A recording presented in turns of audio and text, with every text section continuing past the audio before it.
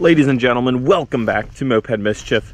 Today we're going to be riding around my Oryx Earth 125cc mini bike that I bought off of Amazon. I showed a video me unboxing it whenever it came in, showed you a little bit of the assembly, a little bit of riding. Today we're going to do a little more riding on it and just kind of breaking it in some more, just getting some more use out of it, kind of seeing its potential and whatnot. Not really a review today on it, but just more of riding it around, breaking it in, showing you guys its capabilities, if any. So come along with me as we ride around my Oryx Earth 125cc mini bike.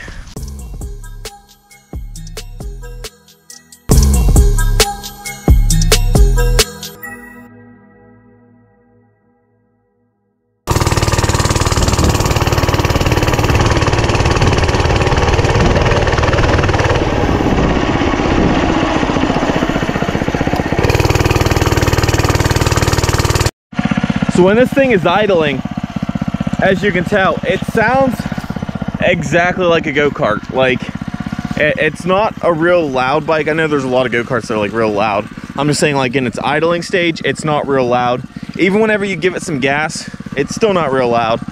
It's a nice bike to ride around that's not gonna like annoy your neighbors with the noise or anything like that. So I say we're gonna go ahead and test it out a little bit here. The first thing I wanna do is see its turning radius. How tight of a circle I can do with it. The turning radius on it, it seems like it's pretty good. I'm also 5'11", so you know, whenever I go to have a good turning radius, the handlebars are like hitting my knees and stuff because I am absolutely way too big for the bike. But I still want to see how tight of a circle I can personally do with it.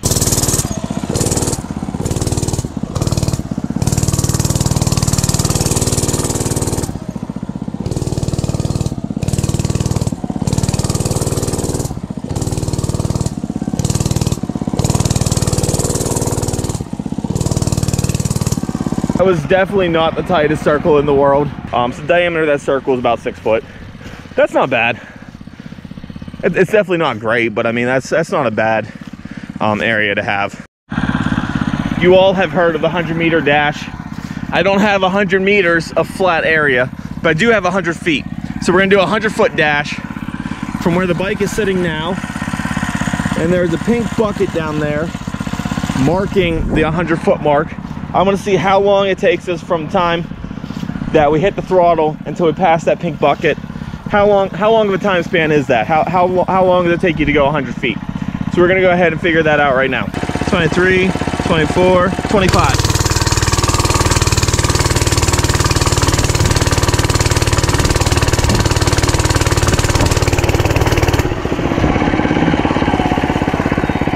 All right, that was like right at 9 seconds.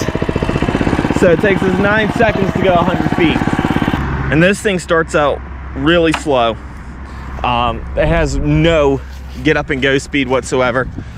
But to take us 9 seconds to go from time of start, time we hit 100 feet, 9 seconds, that's not horrible.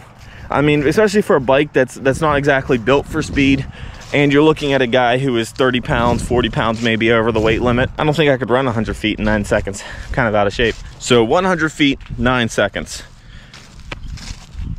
I'll let you guys be the judge of that one. I don't know about you guys, but I want to see how this thing holds up with a little bit of mud.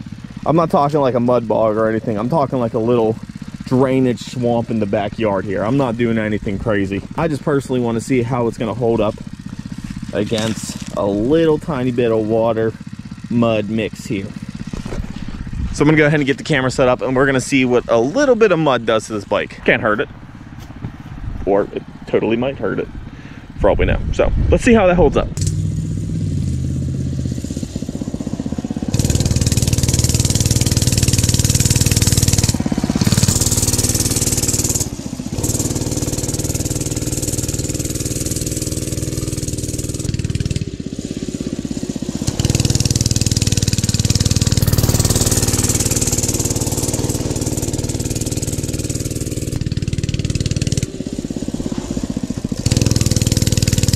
I got little sprays of mud on me.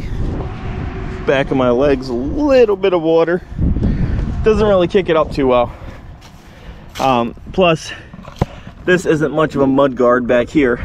But what I do like is the fat tread on those tires. Like, look at that. Like, it sunk in there. It ripped. Granted, on this side, granted on both sides, we had a little bit of like a downhill head start coming into it. Look at her, all caked up with that mud all over the engine. Absolutely pitiful. I love it. This little thing is pretty great. Like, if you're not looking for something that's going fast, it's not a substitute for a dirt bike. It's not a substitute for a motorcycle. It's not a substitute for anything, really. It's its own little thing. It's something cheap to ride around in the yard to kind of rip up little mud holes like that. You're not doing any hill climbs with it. You're not going at top speeds with it. You're just ripping it a little bit to kind of break it in. It's kind of something fun to enjoy your backyard with, mostly. It's not something you're going to take to a trail.